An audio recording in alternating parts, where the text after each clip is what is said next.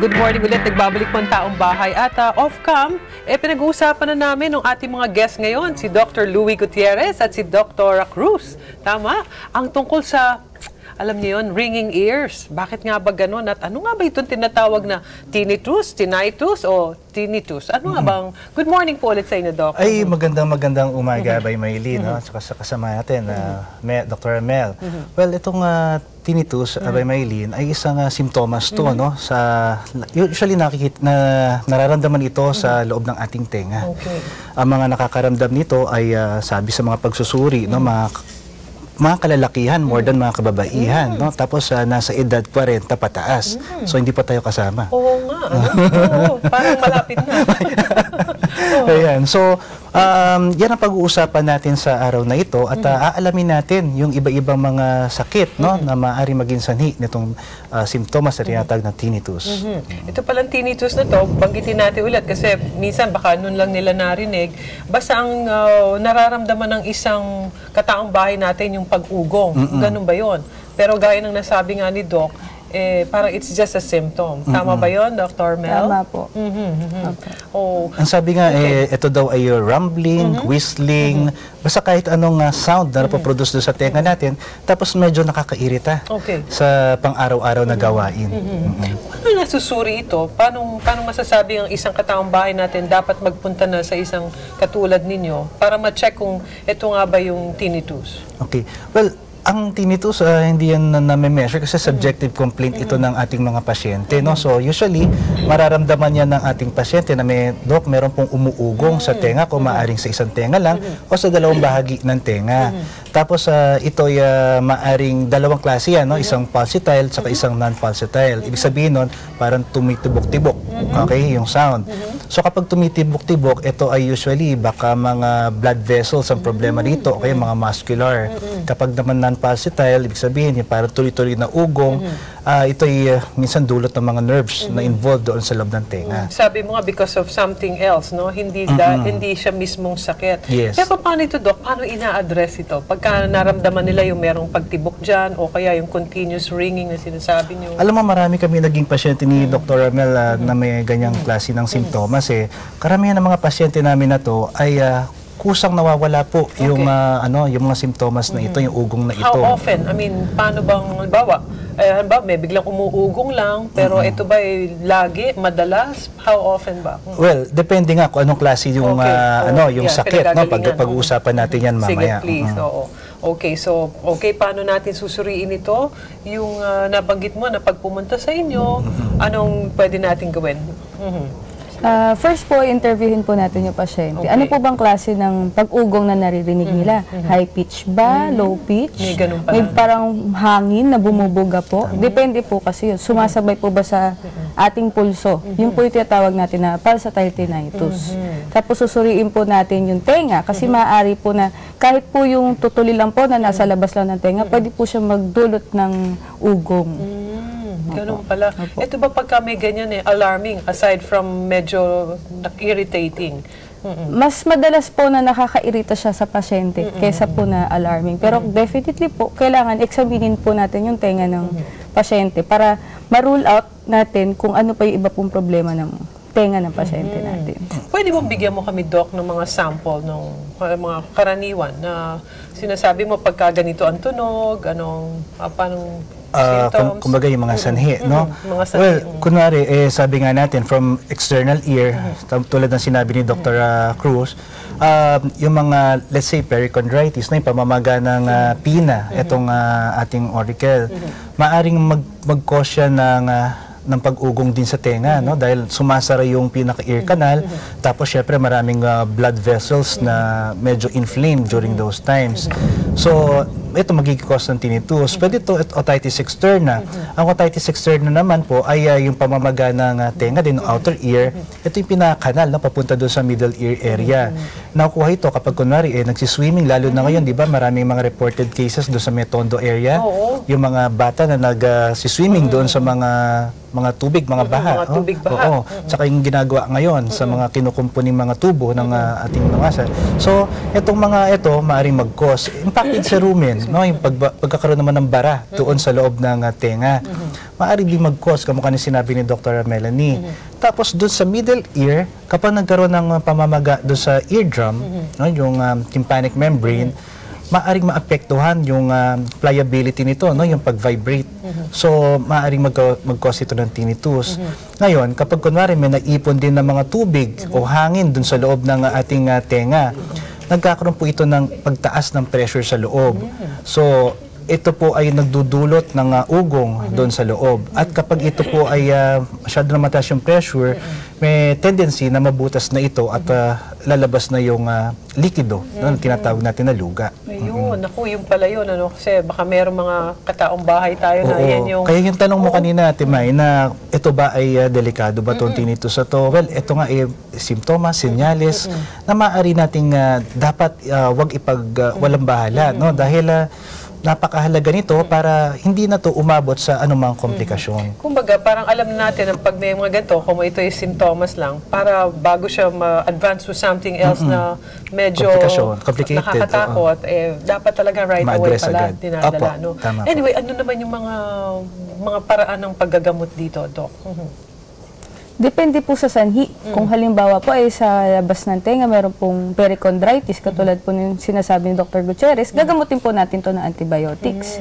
Kung halimbawa oral lang ito? Pwede po. Depende po kung gaano po kalala. Kung medyo malala na po, mas maganda po padaanin sa suwero yung antibiotics. Kung halimbawa naman po ay sa kanal may tutuli, tatanggalin po natin yung tutuli.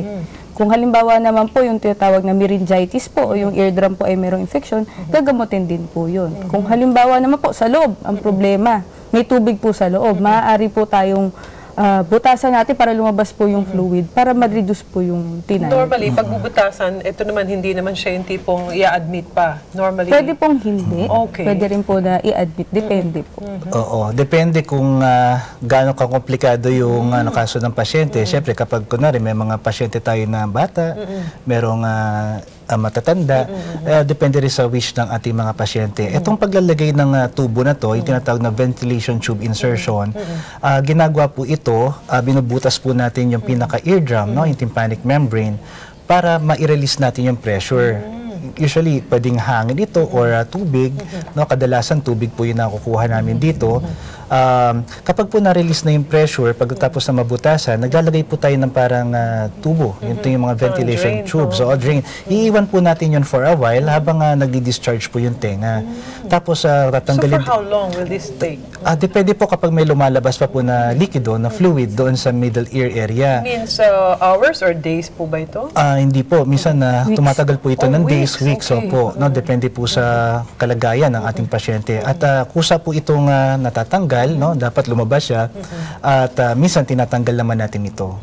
Kasi kusa po yun maghihilom. So, kasi may mga nagtatanong, no, na Dok, ba't yung bubutasan yung tenga? Di ba, iniingatan nga natin ang butasan. Kusa po ito naghihilom. Tsaka maliit na butas lang po yun. Hindi naman yung to the point na halos di ka nang makarinig. Kasi karaniwan nga, meron yung pagka nabutas ka niya yung eardrum ko, paano na yan? Yan ang mga concern di ba? Paano i-repair pa sa totoo niyan, mas hindi sila nakakarinig kapag baradong-barado yung tenga nila. Ibig sabihin, may fluid sa middle ear, no? Kasi hindi din makavibrate yung kanilang mga eardrum. So, once na na-release po yung pressure, napakasarap po ng kanilang yung feeling nila na kasi masakit po yun Ganun pala yun, ano? Yung pa naman, pagka yung ganito ang nagiging problema ng mga kataong bahay natin, ang tendency niyan, baka kalikutin. Pwede niyo bang bigyan sila ng advice na huwag nilang gagalawin to or dapat dali na right away? Anong mabuti? Ang pinakamaganda po na paraan ng paglilinis ng tenga, tuwalya lang po sa may labas. Okay. Kung may nararamdaman po sa loob, pinakamaganda po na ikonsulta niyo po sa inyong ENT. Para kami na po ang maglilinis at kami na rin po ang sisilip sa tenga.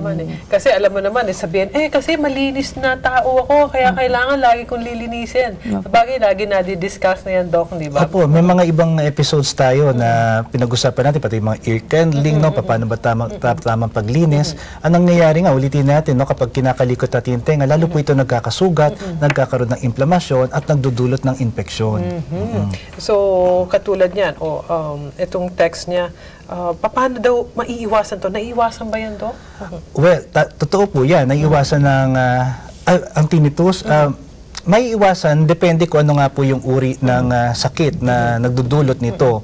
Kamukha ng, syempre, panatiliin natin malinis ang ating mga tenga, umiwas tayo sa mga may malalakas sa tunog, no? Yung So mga, it could also be work-related? pwede po may mga pasyente po tayo, mga call center agents.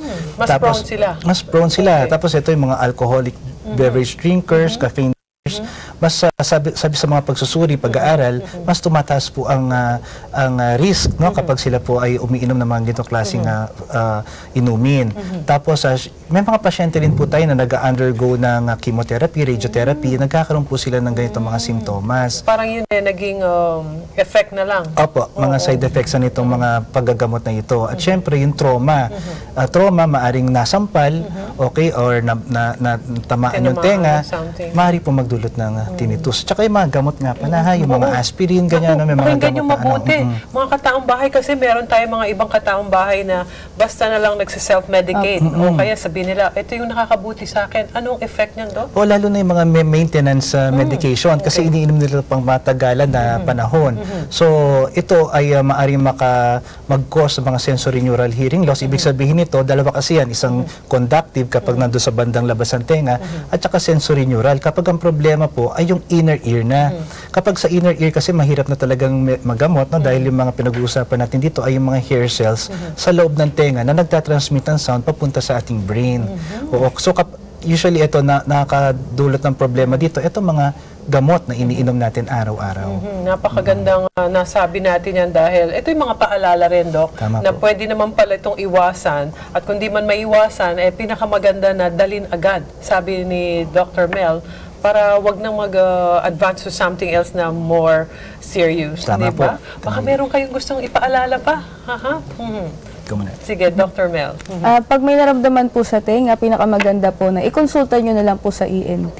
Kami na pong bahalang sumilip at kami na pong bahalang mag-manage nyo sa tenga ninyo. Ayun. Okay. Tama po yan. No? So, tama yung sinabi ni Dr. Mel. Kapag po may naramdaman kayo na ugong, okay, pananakit ng tenga, o kaya kahit kumakati lang ang iyong tenga, huwag nyo pong pangasahan na kalikutin ito, maglagay ng kung ano dito. Kayo po ay sumangguni sa ating mga ENT head and neck specialist, lalo-lalo yung mga kasapi ng Philippine Society of Otolaryngology Head and Neck Surgery. Handang-handa po sila na gumabay at tumulong sa inyong mga pangangailangan. Ayan. So, sino pang ating pakikinggan kundi yung mga bisita natin mga specialista. Maraming salamat sa iyo. Muna. Ladies first kay Dr. Melanie Grace Cruz and of course kay Dr. Louie Gutierrez. Sa Wednesday ulit, ha? No problem, Ate Maylene. Binabati nga pala namin si Dr. Jack Pagdanganan, ang aming kasama dyan sa East Avenue Medical Center at sa lahat ng nanonood sa amin dyan sa East Avenue Medical Center at Lung Center of the Philippines. Ayun. Ako, maraming salamat muli. At mga kataong bahay, dyan lang kayo dahil meron pa tayong magiging guest sa pagbabalik po yan ng taong bahay. Dyan lang kayo. Salamat po.